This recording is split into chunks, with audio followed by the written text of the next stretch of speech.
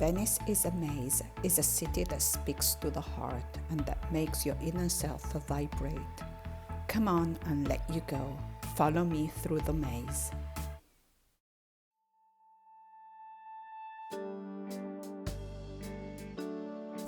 Today's stroll starts from the water bus stop named Arsenale. And as soon as you get off to the left-hand side by the bridge, you are admiring a building named Ca di Dio, which was in the past a hostel for pilgrims that were going to the Holy Land. Right after, a reddish building that still shows a crenellation on the front that was used as the military bakery and also the bread store of the Venetian Republic. In here they were producing a special dry biscuit that had a very long shelf life. And in 1821 they found on the island of Candia some biscuits left from the time of 1669 that were still edible. On the other side of the bridge, the Church of San Biagio, founded in the 11th century, for a certain period of time used by the Greek community, so following the Greek Orthodox rite.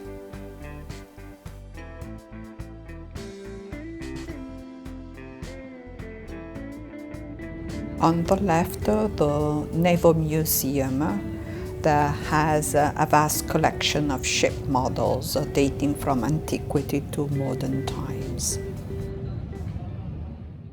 We continue on along Fondamenta dell'Arsenale to then turn to the right into Campo della Tana.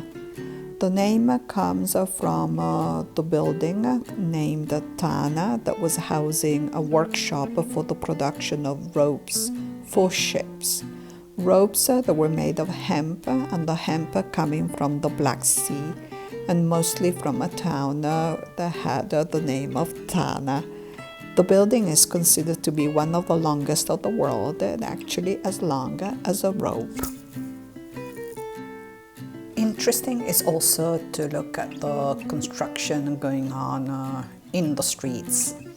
And here you can see that the stones have been removed and then they had to be piled on the side and completely sealed. The problem is that in these days there are a lot of people that are trying to steal the stones of Venice to then make tiles out of them. Back to the canal, then we turn right and we keep on walking towards the entrance of the Arsenal. This was the canal that was used by the newly made ships to go through and then to reach St. Mark's Basin. And as you can see, the canal is not really very large, so this is also meaning that the ships of the past were not really very big because they had to go through. And the bridge that you see in the background was a wooden drawbridge. The word arsenal comes from the Arabic darsina, or workshop, usually meaning a shipyard. According to tradition, the Venetian Arsenal was founded in 1104 on what were then two islets, subsequently expanded to the vast area we see today, which almost cuts off the eastern part of Castello from the part to the west of Rio dell'Arsenale. The Arsenal comprises an area of mostly 46 hectares. And at its peak, it was staffed by an average of 5,000 workers. In the middle of the 16th century, when Venice was fighting for its existence against the Turks, the Republic often fitted out fleets of over 100 galleys, keeping another 100 warships in reserve in the arsenal. When King Henry III of France visited Venice in 1574, he was taken to the arsenal one morning to watch the keel of a galley being laid. And that evening, when he returned, he was amazed to see the ship being launched, fully rigged and equipped and ready to set sail. The Arsenal was still operating at the end of the Republic, but after the First World War, its role was greatly diminished. The two large lions that flanked the gateway, that was built in 1460, were sent back from Athens in 1687 by Francesco Morosini. And the one to the left has interesting inscriptions in a strange language, a barbarian language.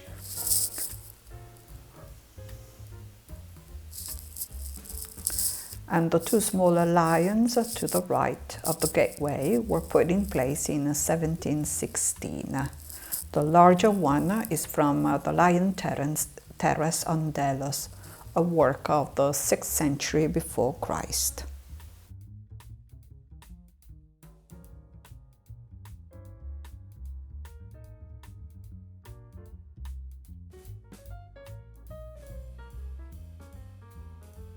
The pair of crenellated towers at the water entrance on the canal were rebuilt in 1574 and are enlargements of the original ones. The land gate, it's in early Renaissance Venetian style, and above the door a relief of the Lion of St. Mark.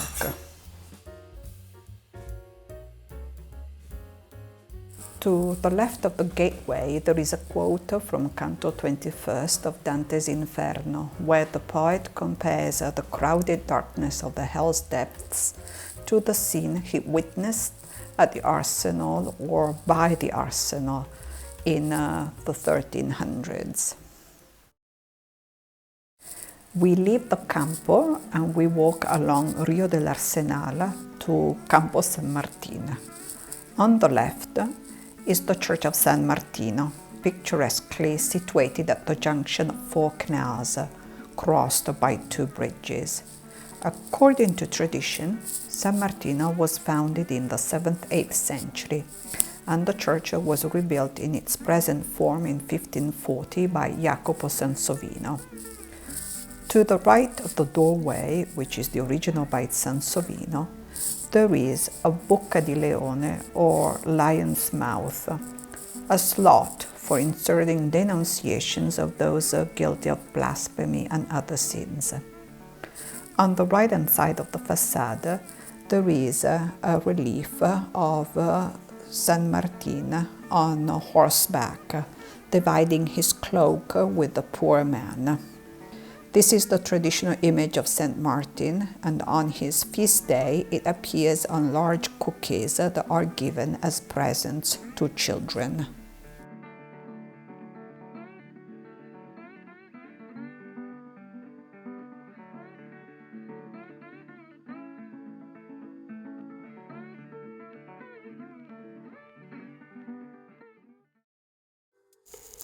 After we cross the canal on Ponte dei Penini, we continue straight ahead along the fondamenta with the same name.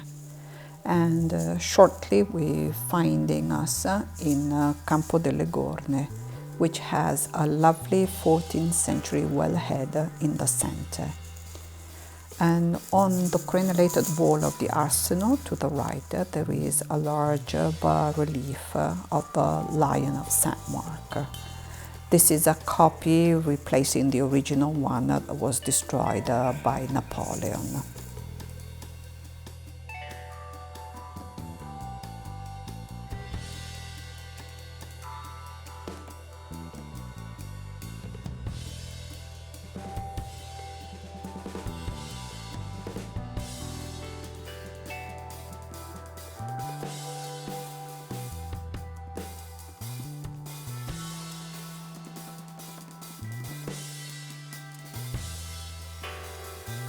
Gorne is the Venetian name for gutter, and in fact under the crenellation all along the wall you can see a lot of them.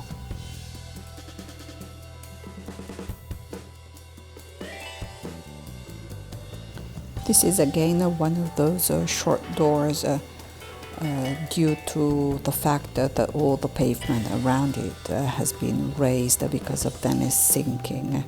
In this case, they even had to leave some steps going down in order to have access to the door.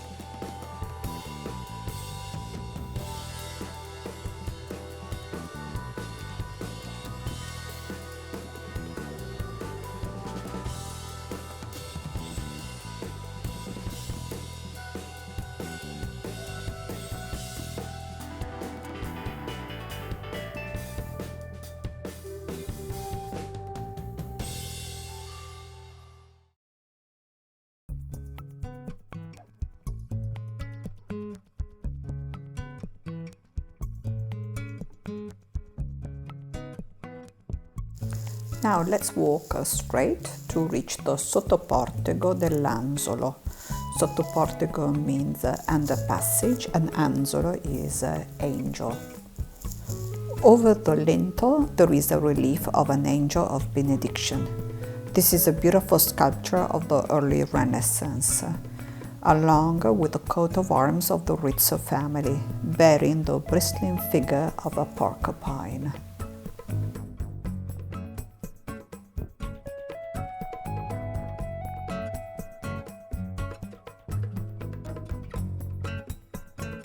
A short way further along the calle we pass on our right Palazzo Magno, a splendid Gothic palace dating from the second half of the 14th century. We can then move on and follow the streets that have the shape of a snake and explore Calle Donà and Calle Chelsea, both from the names of the family that were living in the area.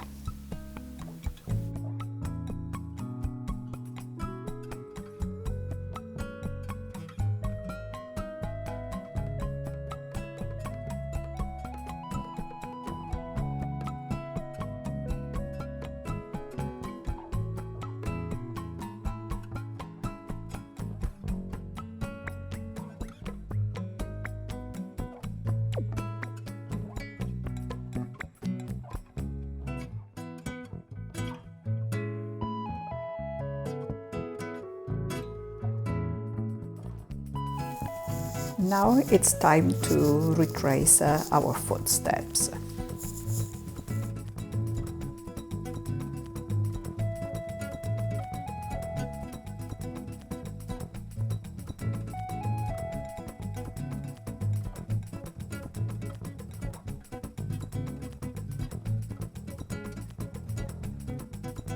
And now we're finding ourselves in Corte della Peschiera.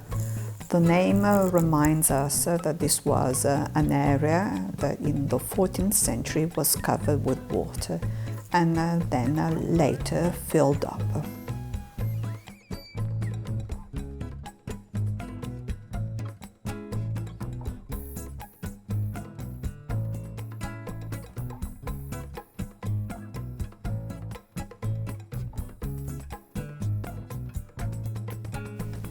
Around the corner, Campo dei Due Pozzi, the square of the two wellheads. Despite its name, there is only one Vera da Pozzo in the Campo dating from the early 16th century. But a relief on one of the 6 panels shows a pair of wellheads in perspective, indicating that there were in fact 2 of them in the Campo originally.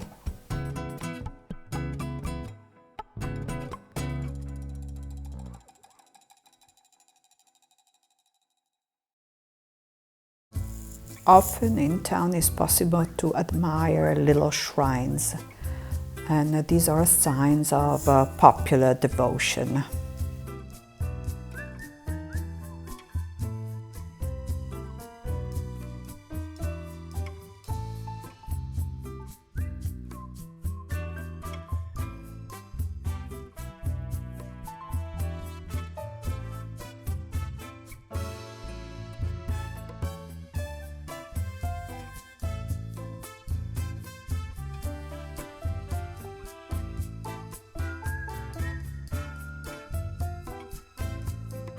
This lovely little Campo takes the name from the family that lived around the area, Campo Soranzo.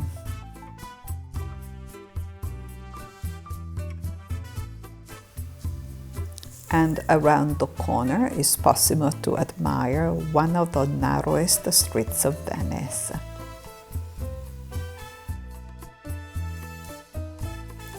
And this whole area takes the name from the family that lived around here, Veniere.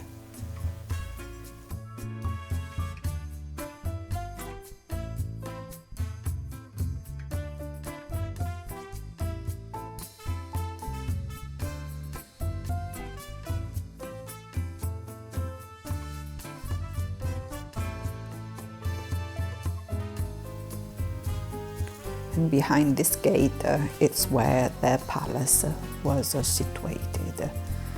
The other side of the building faces the canal San Martino.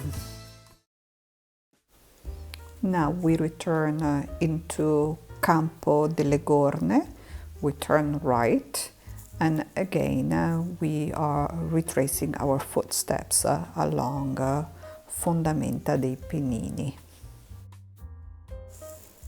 And now we can stop in front of two doors that belong to two workers of the Arsenal.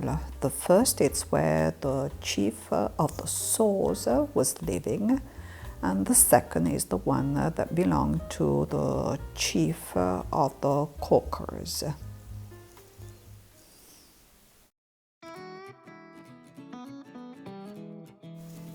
Once we return to the Church of San Martino, we stay to the right of the church, we follow the fondamenta, we turn left, and we reach a little courtyard named Courtyards to admire another little beautiful shrine.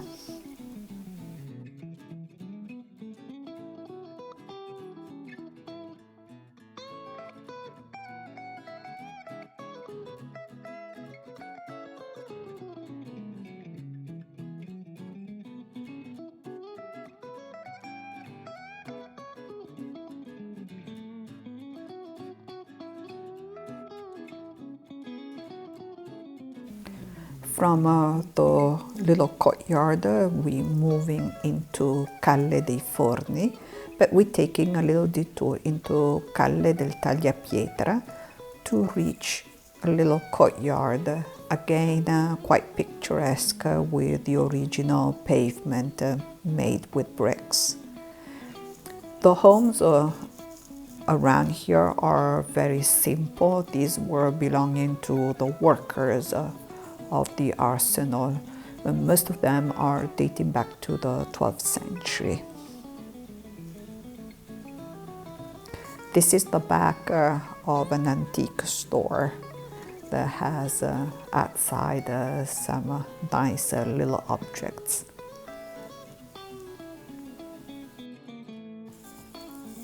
So this is where today's itinerary stops. We are just a few steps away from the water bath stop named Arsenale, exactly the same one from where we started.